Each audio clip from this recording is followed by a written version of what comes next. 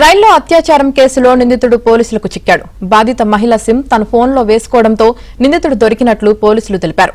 నిందితుడిని సత్తెనపల్లి మండలం లక్కరాజు గార్లపాడు వాసిగా గుర్తించారు. నిందితుడు జొన్నలగడ్డ రాజారావును తెనాలి రైల్వే స్టేషన్లో అదుపులోకి తీసుకున్నట్లు పోలీసులు చెప్పారు. ఈ నెల 13న సంత్రగచ్చి చర్లపల్లి రైల్వే స్టేషన్ల మధ్య ఓ మహిళపై అత్యాచారం జరిగింది. గతంలో కూడా రైళ్లలో మరో 2 మహిళలపై అత్యాచారం ఘటనలు జరిగాయి. దీంతో ఈ ఘటనపై ప్రత్యేక విచారణ చేపట్టిన రైల్వే పోలీసులు నిందితుడిని అరెస్టు చేశారు.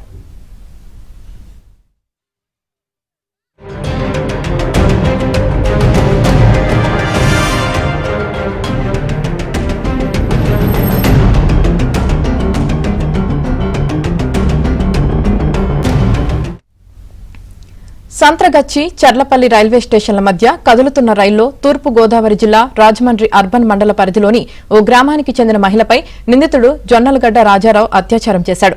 పెదకూరపాడు స్టేషన్ సమీపంలో రైలు నెమ్మదించడంతో బ్యాగ్లో ఉన్న నగదు, ఫోన్ తీసుకుని కిందకు దూకి పారిపోయాడు. బాధితురాలు చర్లపల్లిలో దిగి రైల్వే పోలీసులను ఆశ్రయించింది. ఈ మేరకు కేసు నమోదు చేసి విచారణ చేపట్టిన పోలీసులు నిందితుడు జొన్నలగడ్డ రాజారావును అరెస్టు చేశారు.